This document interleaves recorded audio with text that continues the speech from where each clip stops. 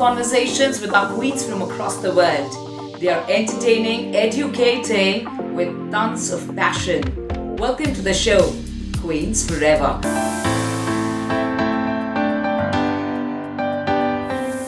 I love the world of cartoons and comics. It keeps the child alive in me. And that's where I came across this wondrous app of River Comics, where me and my entire family can enjoy watching our favorite stories. I'm going to request all of you towards the beginning to do download this wondrous app of River Comics. And of course, at the same time, I'm going to welcome you to the most exclusive and your favorite show here on IndusTV, brought to you by V International and River Comics, Queens Forever. Well, let me tell you, our queen today has maximum titles. I was so confused, so absolutely taken away by the various titles that she's been the recipient of. Now, just to participate in one beauty pageant, it takes around 3 months to 12 months to get ready for a single beauty pageant. But what do you have to say about someone? For the beautiful lady who's worn the crown for more than 12 to 15 times. It's unbelievable. But ladies and gentlemen, it is absolutely possible. And we are here to meet our lovely queen. May we please welcome our Miss Europe, Ireland, Miss Wealth Common, England, Diamond UK, Galaxy UK, Earth UK, Regency International, Galaxy Ireland. And as I said, she has thrice more titles than this. It's time for us to welcome the gorgeous, stunning, and the intelligent Jayne Bradshaw. A whole lot of welcome to you. Welcome to our show. Hello. Queen Forever. Oh my God, you are so stunning and it's unbelievable. So let's quickly get started. And I have no idea which pageant should I start with. So I want to start with your childhood. When was the first time you decided, Jayne, that you wanted to wear the crown and become a queen? I was around the age of 13. I visited London for the first time shopping with my mum and became curious about modelling when somebody approached me and scouted me. And when I started to ask my mum about, what is modelling, she said, well, why don't we start getting you into the Carnival Queen? And it's a local event that happens in local towns where we put on big stalls and everything. And then you have a queen that goes on a float and they wave to all the local people. And it was the first competition I entered and I won at the age of 14. And I just loved it from there, just absolutely loved it. Oh my God. And it's been a beautiful journey. So tell us about your first experience when you really went for the pageant and looking at the girls. What did you feel? Were you a part of the pageant family? Were you a pageant girl who was so much in love with herself? Or were you in love with pageants? Tell us about your experience. My experience after winning the Carnival Queen, I got invited to go on to Paramount TV, which is a comedy channel over here. And I got filmed. It's a little bit like Sesame Street, where I was representing my town rugby at the time, and I had to draw a character that began with R and then R for rugby. And from then, I actually met Eric Morley, the founder of Miss World. And he was having a conversation with myself and my mum and said she should enter Miss England. And at the time, I was still very young. I was too young to actually enter the competitions. So we actually got invited as VIP guests to go and watch what was known as Miss United Kingdom then. So we went and watched Miss United Kingdom. And honestly, I was just in awe from the start. Just seeing all these girls on stage performing in all their beautiful outfits, and just watching everybody in the crowd and how they're all so supportive of each other. And it just really sort of started from there. And I said to my mum, that's where I want to be. I want to be on that stage. And so I looked into entering the local pageants and got myself into Miss England finals. Unbelievable. I've been very fortunate to having met Julia Morley ma'am as well. And yes. I think that's the biggest platform one can ever dream of. And you can just dream live with your eyes open. It is so wonderful to have someone who just began a career knowing where you want to be. All your dreams have been fulfilled. Jayne, How does it feel, you know, after being the recipient of and having the experience all around the world, globally, and being a queen? How does it feel being an achiever, a super achiever indeed? It feels amazing, and amazing isn't just a word that you can use to describe it, because actually it's sometimes really difficult to describe that feeling. You sometimes have to keep pinching yourself that that's actually happened, or you've had the opportunities to go and experience, as you say, traveling around the world, meeting people from all around the world and locally. And I just really do just love doing it. I just really, really enjoy meeting new people, experiencing all the different cultures, getting to go on and perform as well and represent your country is just a really phenomenal thing to do. Wow, what an inspiration. Jayne is one of them who's going to motivate you as well. Right after this super short commercial break, we're going to know more about her beauteous journey and about the challenges she faced at the same time. How did she really gain so much of love and support from the masses? But right after this super short break. See you guys soon.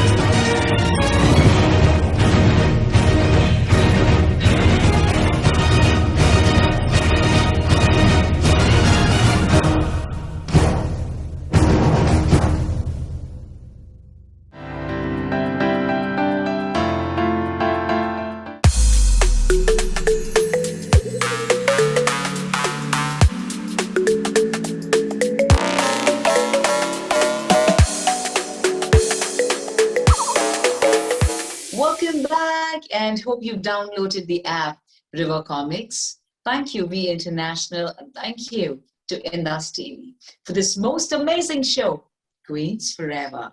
And we are here with the magnificent Queen, Jayne. Jayne, tell us, what are the challenges you faced at every beauty pageant? It's a different ballgame altogether. So tell us, what were the challenges you faced one after the other? I think there's been various challenges depending on the competitions you've entered, actually. I work also full time, so I suppose the first challenge is balancing that work life with your pageant life. That's the first challenge, in trying to make sure that you've got that balance between both and to be successful still in both on your journey. And then whilst being at the pageant, it's sometimes the setup. I'm actually really quite tall. I'm 6 foot, and I know that when I went to Las Vegas and hand over my crown on their new stage, and I wear heels as well, I'm sometimes nearly near the ceiling. So sometimes it's about understanding how to keep your posture and to be confident that you're not going to sort of have a stage accident, if you like, because of your height or because of steps. And sometimes you see many girls, don't you? They can trip up. We can have dress malfunctions, things that happen unexpectedly. Actually, the latest one, when I won in my fashion wear, I had this sort of tail on the back of my dress, and it wrapped around my ankle as I was walking. But you have to, in your mind, it is about mental preparation as well. Just carry on and try and work that outfit on the stage in order not to lose marks. But it goes to show that even if a challenge like that happens, you can still win the big title, such as myself. This is, one second, I really want to know and ask you this again. Now that was a tough thing, okay, where your trail gets stuck. Oh my God. But did you say your height was 6'4"? So I'm 6 foot, so it's 100, just under 183 centimeters with no shoes. So obviously when I have heels on, I'm close to 184. I'm really aware. So here we have someone who's born as a beauty queen. So I'm sure he just born for the ramp, born for the pageant world as well. These are the challenges, of course, which everyone faces, but mentally, if you're headstrong to take anything that comes your way, and if you wear that smile, they say you can do away with anything and everything. Yes. So how important is confidence when you walk on stage for every round, irrespective of whether you answered well, irrespective of whether you're having trouble with everything you're wearing? How important is confidence? It's so important. It's so important. You are the only person that you can say to yourself, you've got this. You have to believe in yourself. As you said earlier, you train for months and months on end to get to that final competition. And there will always be something that will happen that unexpectedly. And you have to get that mindset right. It's like even in sport, you have that mindset, don't you? You've got the Olympics in Tokyo at the moment. All those athletes that have got that mindset for any of those unexpected, but at the end of the day, they're all out there, aren't they, to get the gold medal and to beat world records. And I just think you have to have that mentality no matter what competition you do. Even till date, do you need to prepare for competitions, or you are such a pro at it that nothing matters to you? Every day is like a pageant day for you. So how does it feel? Is it that you're a pro at it and you don't prepare? Or how long do you take to prepare yourself for a pageant now? As soon as I enter a competition, I prepare for it up until the final. I don't sit back and relax. Every competition is different. You start off platforms for your charity work, and there are things that need to continue to happen. So it is, as soon as you've made your mind up and you've entered that competition, everything starts happening, from personal training to your nutrition to your charity work to the pageant walk in different outfits, critical feedback, getting yourself out into the public. There's a lot involved. Brilliant. What has been your most amazing feeling of wearing the designer collection? As we say, it's very important to have support and love, and one of them are having designers as our sponsors if possible, and if not, to have sponsors who are going to help you with every single aspect. So what has been that beautiful moment? Would you like to mention it to all of us? I always feel so humbled when you get sponsorships for your evening gowns, for your hair, for your makeup, to everything, even to personal fitness instructors. I'm always so humbled, but at the same time, I will always try and do what I can for that sponsor, and I would put myself out there to promote them and to work for them where I can during that reign. So it's that bit of give and take. You're supporting those businesses as well as they're supporting you and going up there. But I mean, there are some really great evening gowns that I've been privileged to go up and wear on the stage, and you just feel you do feel like a princess, you feel like a queen. And I think if you feel great in what you're wearing, that comes out on stage. And I actually chose to wear my wedding dress in my last one. Oh my God, Yeah. unbelievable. Yeah. So tell me, what are the attributes to be a winner at a pageant, according to you? I think it's not, I know you have to be true to yourself. You have to be honest. You have to be resilient. You have to be able to take criticism and take that criticism and understand how you would check, use that feedback to make it a powerful thing. How do you go about and change that? And you just have to stay true to yourself. If you say you're going to do something and you're passionate about something, it doesn't matter that that's different to what somebody else says or thinks. You should continue and stick with that and stay true to yourself. I want to ask you a very, very important question. And this is a very popular proverb. But I'm going to take a very short commercial break and see you back again. We are here with a very lovely and supremely intelligent, the one who's been the recipient of more than 15 titles to herself, Jayne Bradshaw, right after this. Ladies and gentlemen, put your hands together for We International Founder, President, Chairman, Mr. Bharat Goradia, Bollywood star.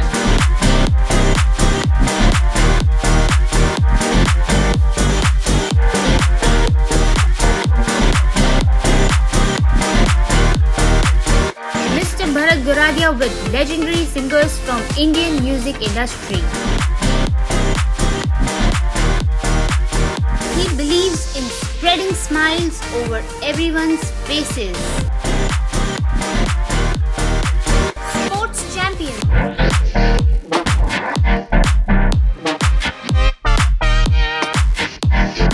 The Dada Saheb Phalke Award and Bharat Gaurav Pride of India Award winner Mr. Bharat Goradia has been innumerably awarded across the globe for his outstanding work in the field of promoting Indian arts and culture all over the world.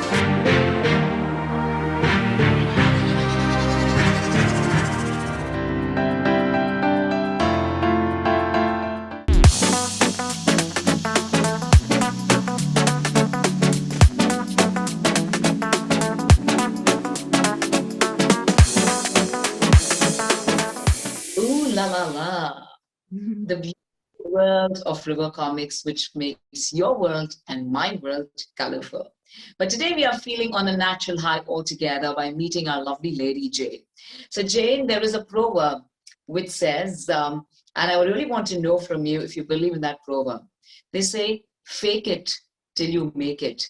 Does it really work in pageantry world? You know, they say if you don't have confidence, just go there and feel you're confident.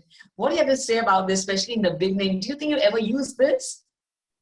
I think in any performance, I mean, the word fake it, I don't suppose I'm not sure about that saying personally for me. I think it's still important to be true to yourself. But in terms of what that sentence to me and how I would interpret that is any performer that's on stage, whether you're acting, whether you're a musician, you can become that sort of second person, a different face, and put that performance on. And almost that's how I would take that fake it, like here I am, that extra confidence. And I think you do have to have that when you're on stage. You almost have to light up that room, don't you, as you come in?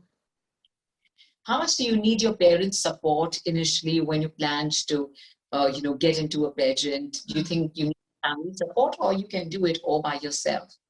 Massively. I'm actually really glad you've asked me that question, because especially when you're a minor, so when I started doing pageants myself, you actually have to have a chaperone. So when you are competing for your country and you're going to a different country to go and represent in that world title, you have to have a chaperone legally. And that's always been my mum. My mum's come to every single pageant. She's flown with me around the world everywhere. She's been my sidekick. She's been my sort of best friend, my advisor, almost like my agent as well, if you like, and helping me sort of coordinate work. I absolutely couldn't do it without both my mum and my dad, but in particular, my mum has been the one for me that has sort of travelled around and joined the circuit. And secretly, I think she's enjoyed it just as much. I'm sure she's almost a queen. So we have all queens at your place because of the exposure that you have, and you've traveled the world with her, both of you together. So I'm sure she's also a queen. So how are the conversations at home? Is it always about pageant at home, always about winning the crown, or talking about the contestant from different countries? Tell us something about the conversation you have with mom all the time.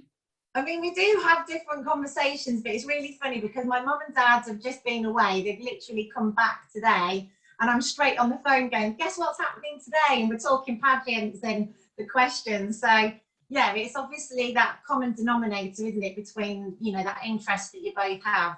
But yeah, I mean, obviously we do talk about other topics, but yeah, that is a hot topic for us. And we like to keep track on what all the other girls are doing as well. It's not just about what I'm doing, it's how are the other girls doing that we're supporting. We're all very supportive of each other, and it's a great community to be involved with. Wow, very, very, absolutely interesting.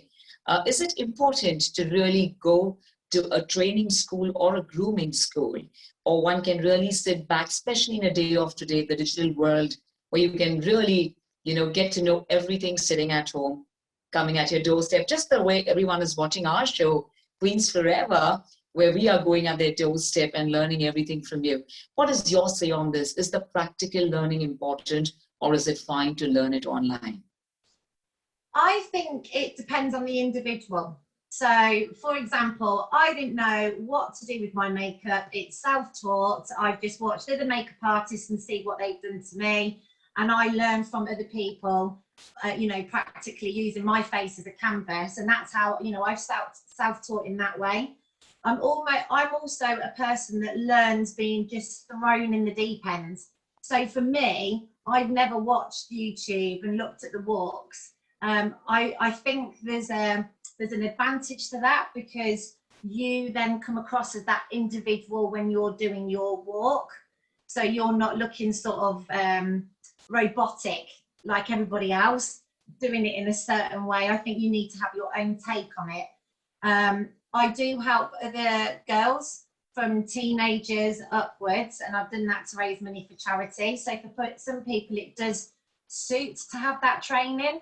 But sometimes it's just little things about, you know, how to turn, how to walk in heels. For some girls, they're tomboys. They don't wear heels. They might live in trainers. So it could just be something as simple as that, how to walk in a pair of heels. But some are more advanced, and some people do really find going to the pageant schools a great advantage. I don't knock them at all. I just think there is something out there that meets your own learning needs, if you like. Yeah, my God, such a lovely time with Jayne. And we're going to come towards the last aspect. That's the rapid fire round. Should we get started, Jayne? Go for it. Why not? Awesome. So what is your favorite food you give up on the moment you enter or fill up a form for a pageant? And you actually wait for it, crave for it. And after the pageant, when do you get back to your favorite foods? Pizza.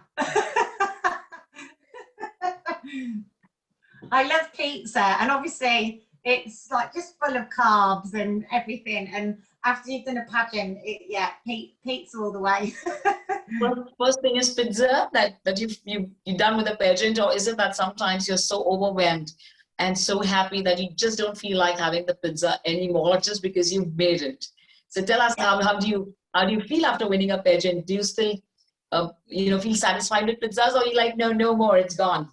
No, to be honest, if my body's telling me I'm absolutely starving, sometimes it's really difficult to actually get the food because the time the pageant's finished.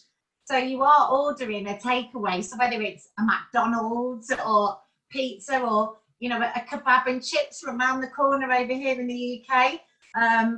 You know, if we can get some food and we're hungry, then we'll order it and get it delivered. Yeah. Tell us about a day when your stilettos would just talk to you and you had a real, not a great day with the stilettos that you wear, because I think, you know, wearing the footwear, the stilettos for long hours is not easy. So have you ever faced any trouble or any challenge in wearing your stilettos for long hours? Yes, because I'm one of those. I'm a tomboy, believe it or not. I'm a sports teacher full time. I live in a tracksuit, trainers. So my feet are not used to heels on an everyday basis. So it's not like I'm in a nice suit and I wear boots or heels. So come the pageant, I really have to start walking around in my shoes and start prepping my feet. And then afterwards, I can't wait to take them off. I can't wait because they just feel so sore and they swell up because you've been on your feet in those shoes for hours, training all day, and then the show in the evening. So yeah, I'd say after every competition, those heels come straight off.